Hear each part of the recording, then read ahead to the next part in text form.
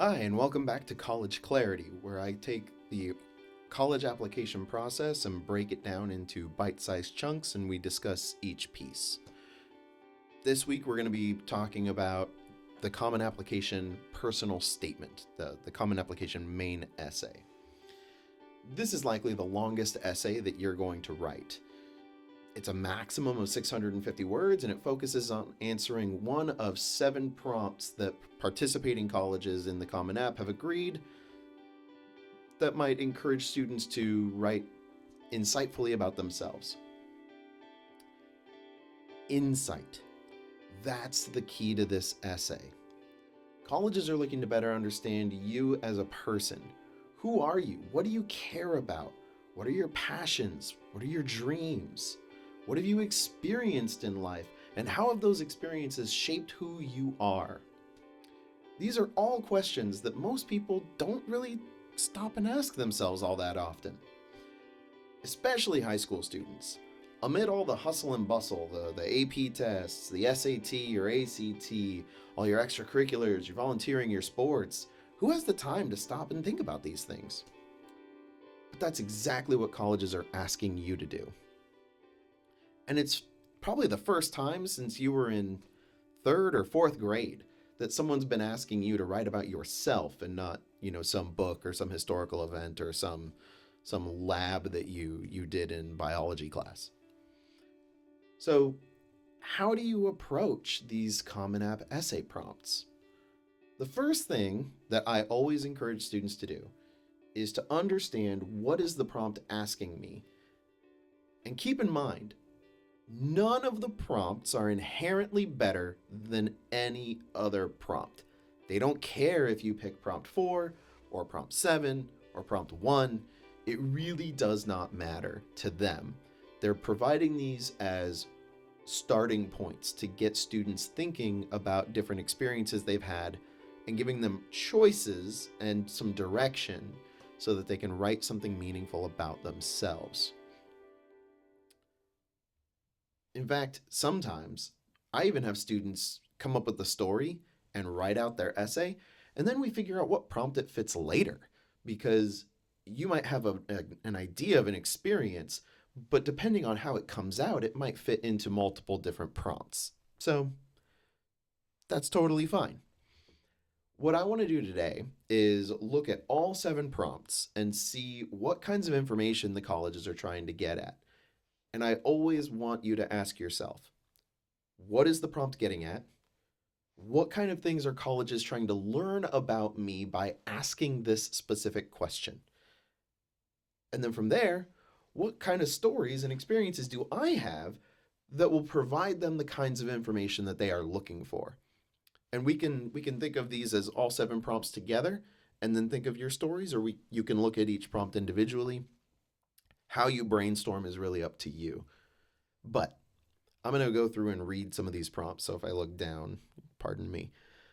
So prompt number 1 reads, some students have a background, identity, interest, or talent that is so meaningful, they believe their application would be incomplete without it. If this sounds like you, then please share your story. So what is this prompt getting at? The key word in there is meaningful. Something about you that is so meaningful, a background, identity, interest, or talent, is there to give you some choices as to what might be meaningful to you. You don't have to do background, identity, interest, or talent. It could be something else, but it's that meaning.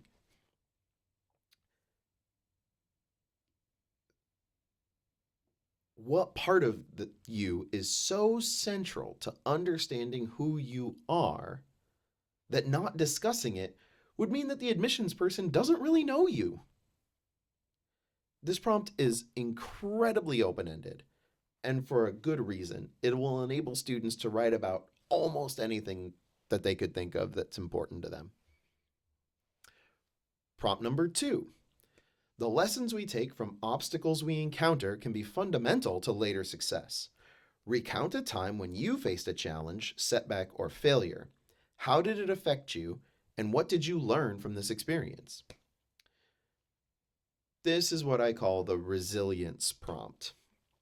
Colleges are trying to understand, how do you respond to adversity? It is often when we stretch ourselves and reach beyond our limits that we falter and fail. And colleges want to get a glimpse at not only what you are passionate about, passionate enough to stretch yourself, but also how do you react when you fail or falter? And then, do you reflect on that failure or that faltering and figure out, how can I do this better next time? How can I improve? Or maybe you don't decide to go back at all and there is no getting better. You kind of say, well, I sucked at that, so I'm just not going to bother anymore. It's okay that I'm not a good singer or a good piano player or a good I don't know, pitcher or whatever, right?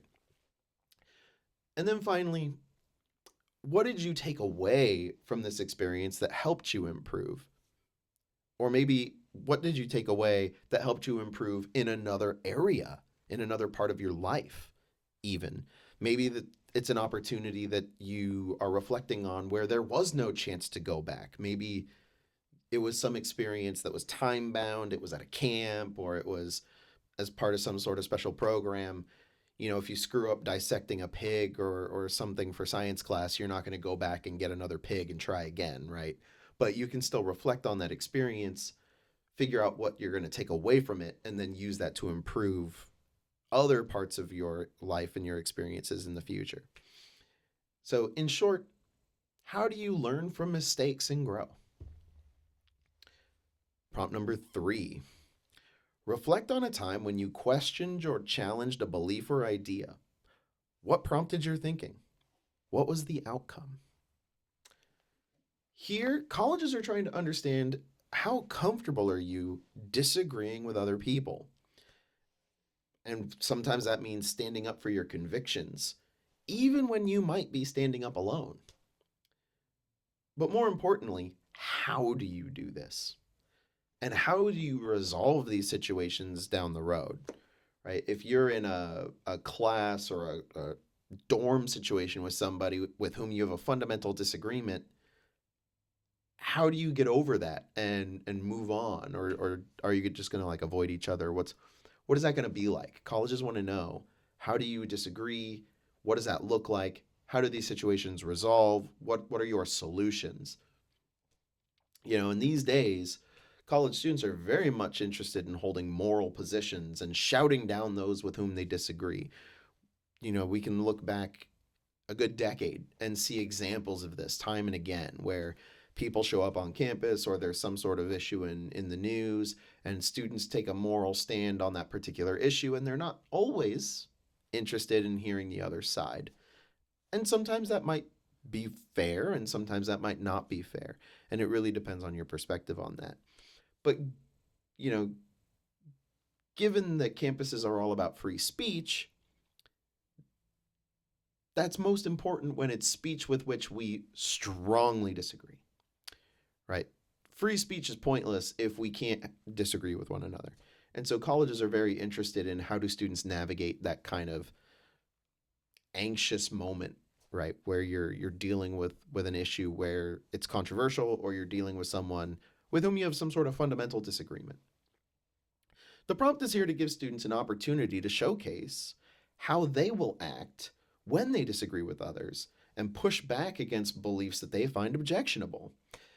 This will not only tell colleges what you believe, because inevitably the story you tell will share one of your core beliefs or values, or maybe multiple core beliefs or values. It will also tell them maybe what you find objectionable, because inevitably you're talking about a disagreement. But they might also learn, like, what are your sort of boundaries? Where do you finally draw the line and say, now it's time for me to stand up and say something or do something? And then what it looks like when you do so. This can say a lot about who you are as a person. Prompt number 4. Reflect on something that someone has done for you that has made you happy or thankful in a surprising way. How has this gratitude affected or motivated you? This is the gratitude prompt. This was introduced in 2021 in response to COVID-19, and this essay seeks to focus on something positive, right? However, it's that phrase in a surprising way that really throws off a lot of people when they read this prompt. And I think the purpose here is to avoid the sort of really contrived, kind of basic, childish, simple answers to this question. You know, oh, well, I was having a really hard time with this project and my mom stepped in and helped me, or my best friend who already finished the project and he gave me some of his time and he helped me with it. And I'm really thankful for that. Or oh, I didn't have any lunch on me one day. I left it at home and forgot it, and somebody shared half their sandwich with me, and I'm really grateful. Or this teacher gave me some extra attention, and those sort of things that happen to all of us. And it's good that we're grateful for those things, but being grateful for those things doesn't really say much about who we are as individuals. It doesn't really say anything unique about you.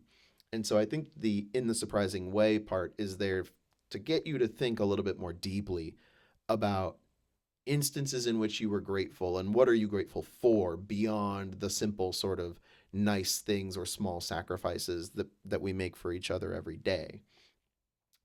So perhaps a teacher was hard on you and you felt like at the time that that was super unfair or really kind of rude.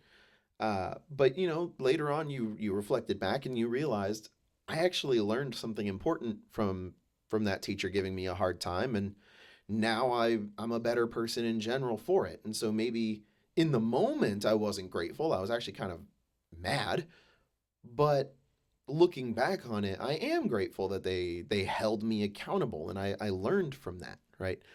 I think that's more the surprising way that these colleges are looking for, or um, maybe that harshness on the part of the teacher kept you from doing something stupid later on down the road, right? And you're grateful for that, or prevented you from doing something that was a bad fit for you, either joining the wrong program or maybe hanging out with the wrong group of friends or doing whatever it is that you were thinking about doing.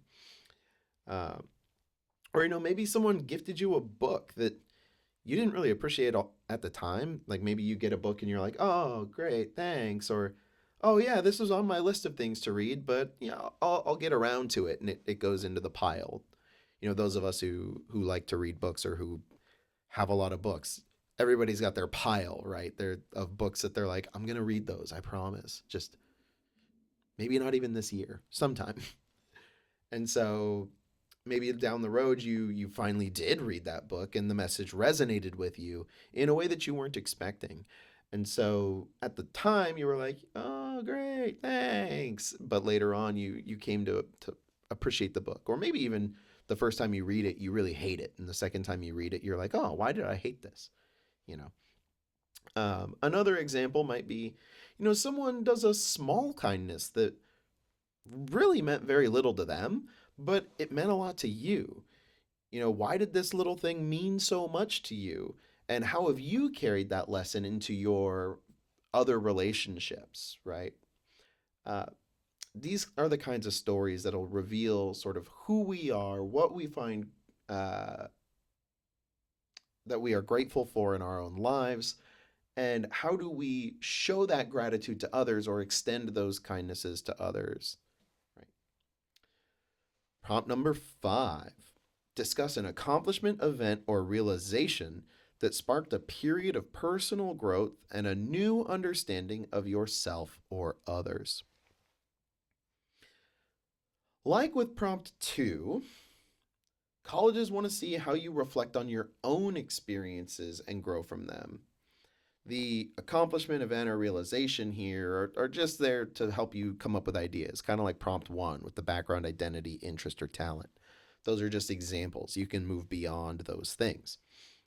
But what really matters here is the growth and the new understanding. Those are the critical parts of this essay prompt.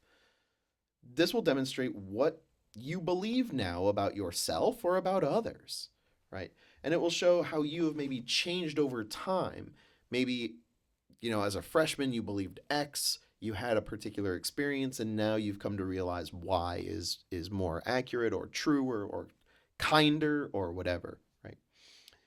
This is an opportunity for you to show your maturity, your grace, how you've evolved as a person, your empathy, any of these sort of like soft skills that might be otherwise really difficult to illustrate in the rest of your application. Your SAT score doesn't really reflect any sense of empathy. Maybe some of your extracurriculars might, possibly, but if someone joins the Random Act of Kindness Club, that doesn't necessarily mean that they're empathetic, but it might. So this is a chance for you to really showcase those talents, especially if you find that they're important to you. Prompt number 6. This is our sort of more academic, intellectual skills prompt. Describe a topic, idea, or concept you find so engaging that it makes you lose all track of time. Why does it captivate you? What or who do you turn to when you want to learn more? This is the what interests you prompt, right? Notice it does not actually say academic topic, it just says topic. So this doesn't have to be from physics class or physiology class, but it can be. But this could be something that you've noticed in the world and become naturally curious about. Colleges really just want to know what sparks your curiosity and what are you interested in. This will tell them something about the kinds of ideas that you find really fascinating, academic or otherwise. It might also, if we're able to write about why you find this interesting, it might hint at other similar or related ideas that you might also find interesting or that might interest you in the future.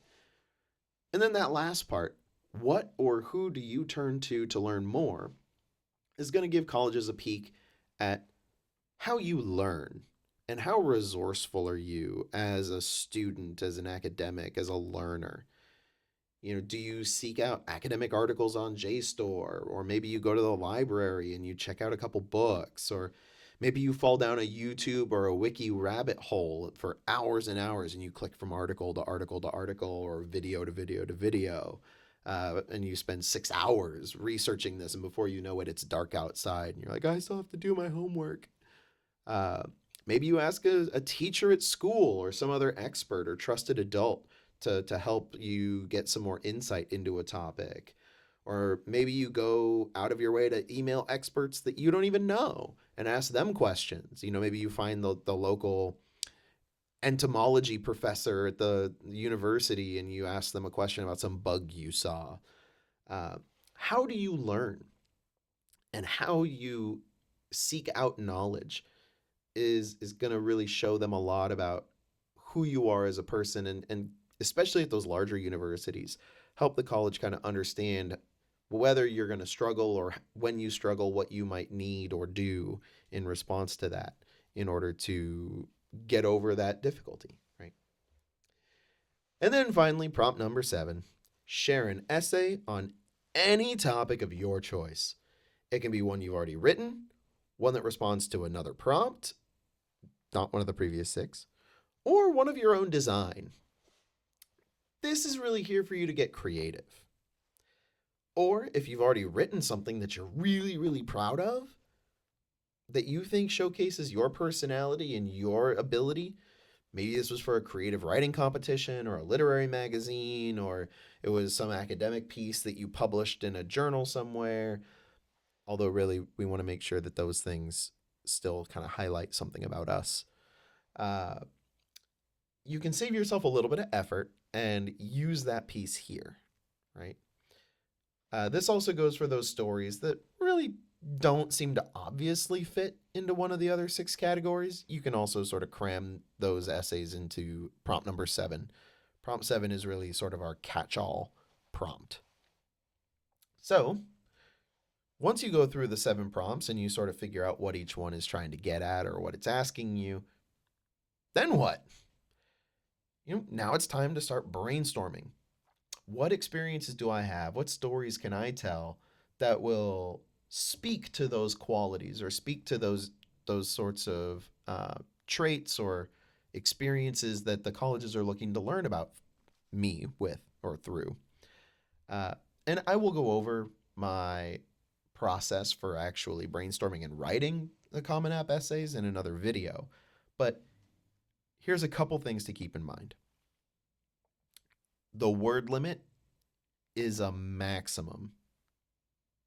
Just because they give you 650 words does not mean you have to use all 650 words.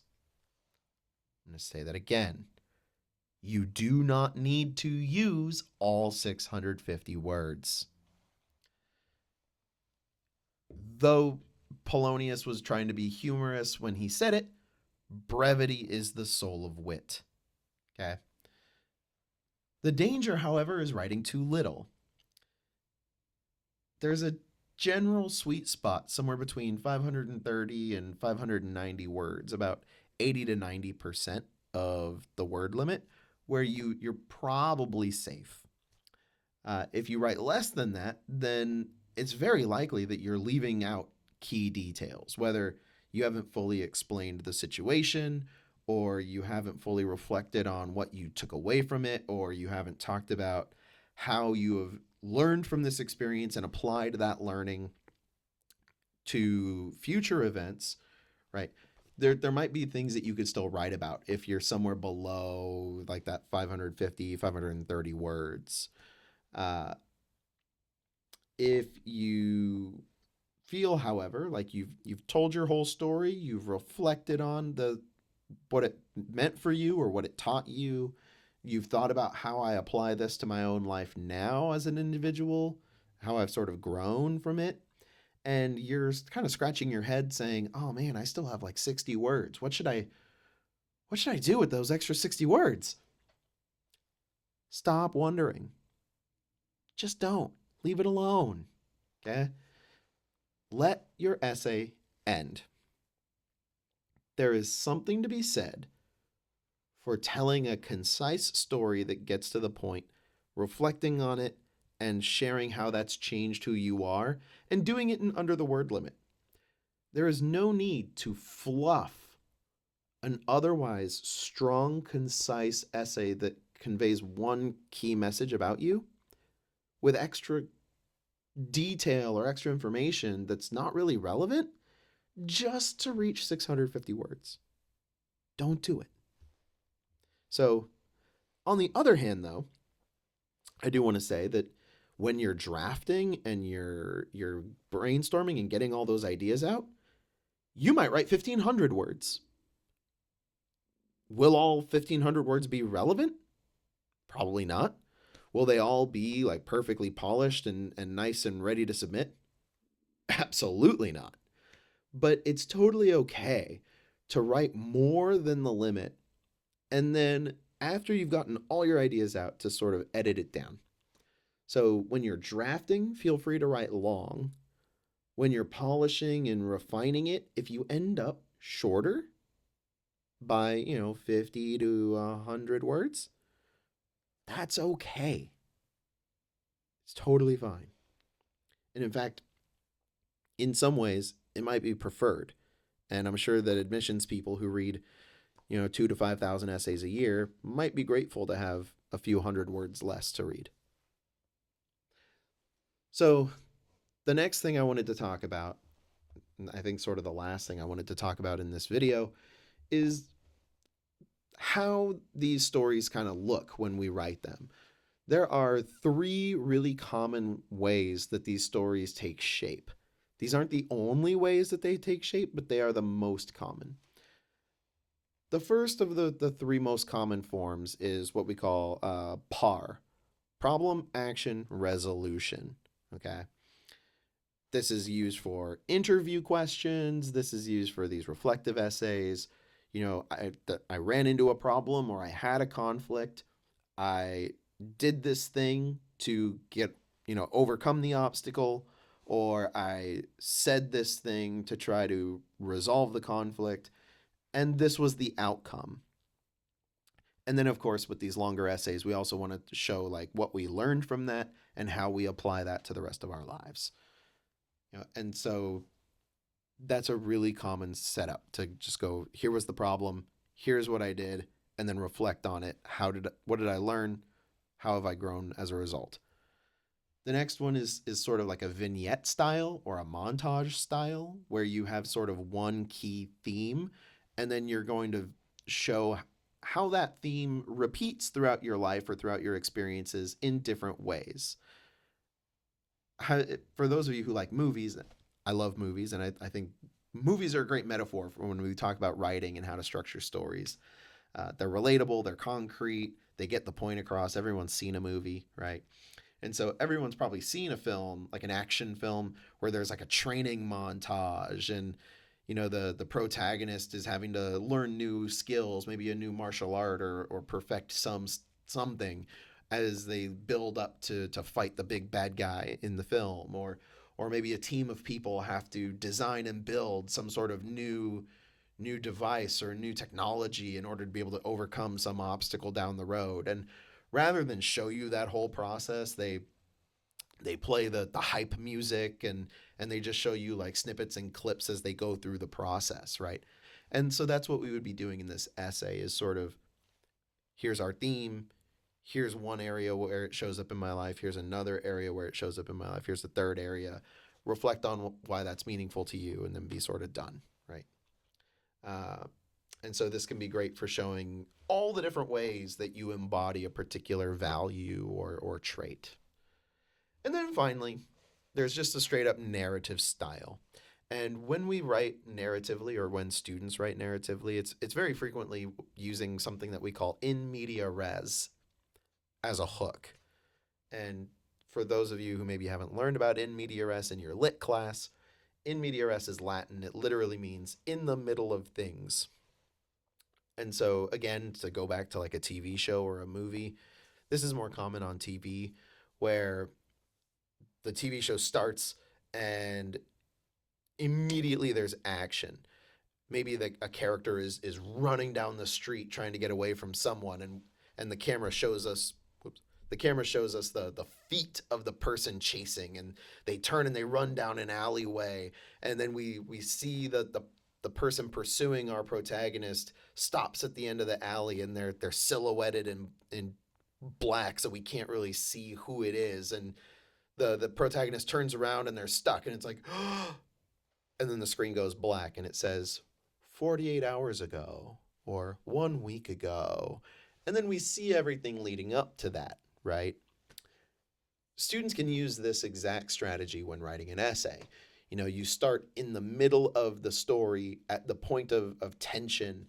You know, maybe some idea you had it fails or it fell apart, or you get into an argument through a misunderstanding with somebody, or whatever that tense moment is. You start with the tension, or you start with the middle, and then you sort of rewind and say, this all started when, and you sort of back up and start telling the rest of the story.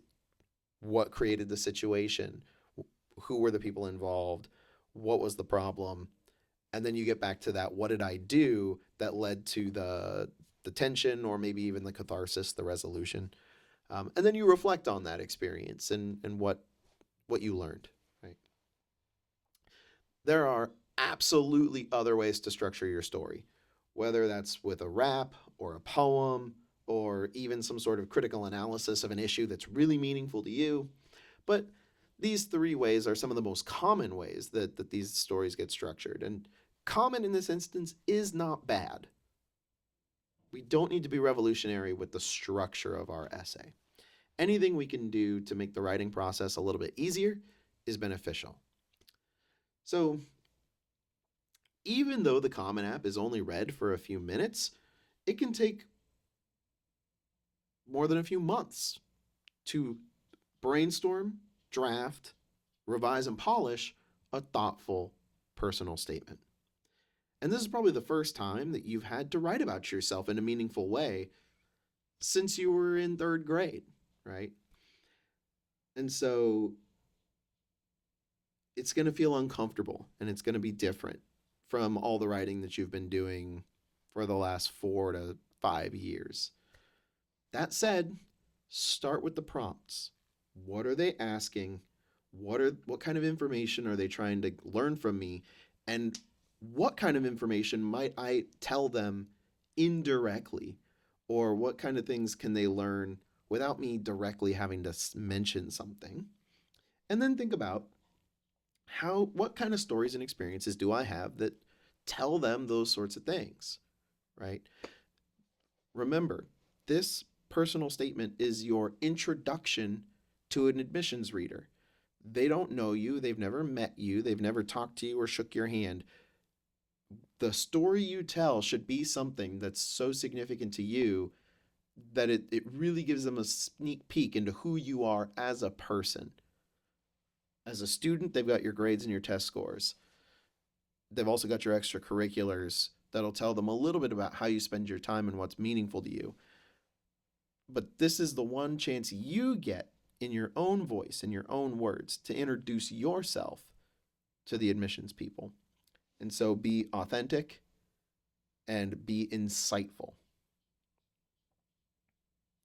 The spotlight is going to be on you for those 2 to 5 minutes that they spend reading this essay. So tell your own story in your own voice in order to really stand out.